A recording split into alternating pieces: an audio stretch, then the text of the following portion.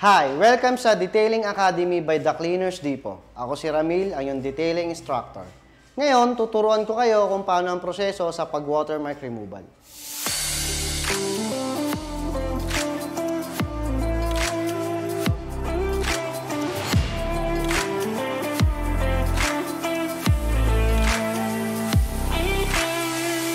So, bago tayo mag-watermark removal, kailangan muna natin i-car wash yung unit para malinis.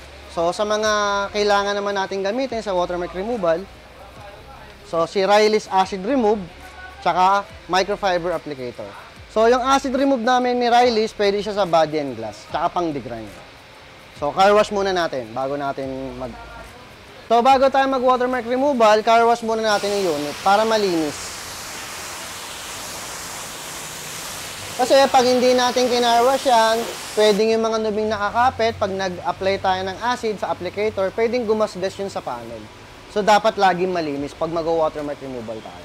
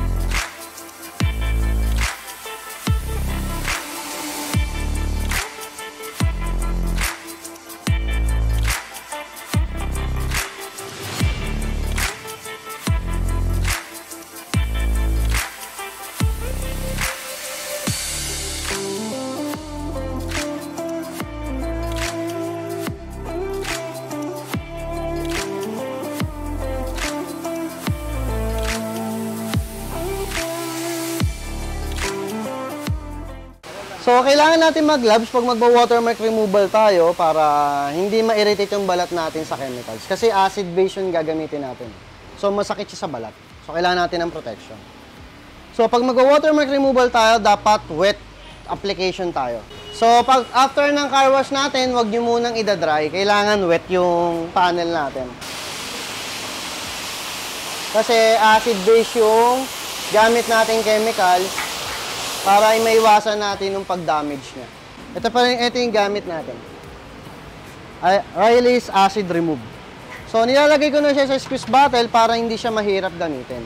Hindi namin siya nire-recommend sa spray bottle kasi pag nilagay natin sa spray bottle, pwedeng habang naglalagay tayo sa applicator, pwedeng magkaroon ng overspray yung mga panel natin. Hindi natin mapansin, baka sumunog.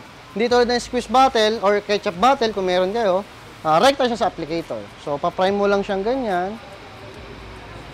Tapos, pag nag-acid removal tayo, portion by portion, pag mag-a-apply tayo.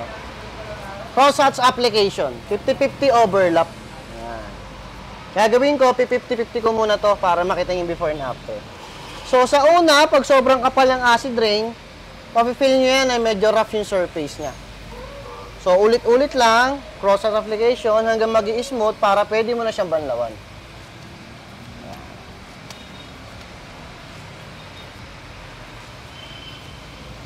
Pag nag-i-smooth na, saka natin siya babanlawan.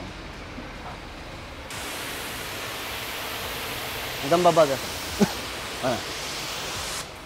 So, pag nagbanlaw tayo, kailangan hanggang baba, binabanlawan natin yan. Lalo sa mga sasakyan na may stepboard, kailangan hanggang doon banlawan natin para hindi natatrap yung mga chemicals na ginamit natin. So, kailangan banlawan lagi muna natin ang unang portion na nililinis natin bago tayo lumipat ng kabilang portion. Huwag niyong kalilimutan yun. Bago kayo lumipat, make sure nyo na nabanlawan ng unang portion para maiwasan natin yung pag-damage sa panel or sa salamin. So, mapapansin nyo, mas clear na yung salamin natin dito. Ito yung na-applyan na natin. Ito yung before and after. So, mapapansin nyo yan, dapat flat na yung tubig para malaman natin na clear na yung portion natin bago tayo lumipat sa kabilang portion. So, may mga time na makikita nyo na nagre-repel pa yung tubig. Ibig sabihin nun, may natira pa. Ulitin mo lang yung part na meron na nagre-repel. Kailangan flat na yung tubig na ganyan. punta tayo sa next portion. Okay lang na mag-overlap kayo dyan para wala tayong mamimiss out na spot. Same lang ulit, crosshatch application tayo. Ang trabaho ni crosshatch para wala kayong mamiss na spot, lahat covered niya. Paulit-ulit lang ulit hanggang sa maging smooth siya. Pag makapal kasi acid rain, magaspang.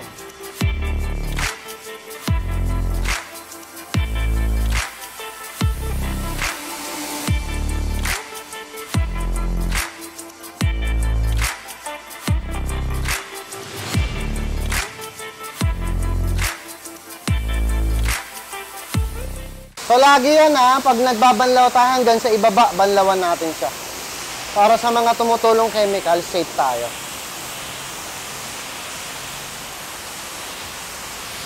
So, ngayon, pag natapos natin sa salamin, lipat lang tayo hanggang matapos natin ang buong salamin. Tapos, after natin mag-watermark removal, car wash ulit tayo. Para lahat ng chemical residue na naiwan dito sa sasakyan natin, malinis natin.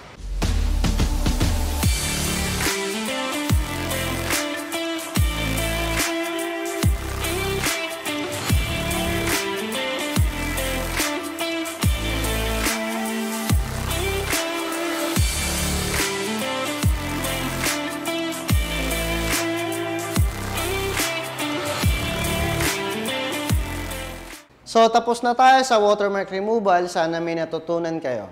Kung may napansin kayong mali o kulang sa proseso namin, comment down below and let's learn together. Again, ako si Ramil, yung detailing instructor. Don't forget to like, share, and subscribe. Thank you!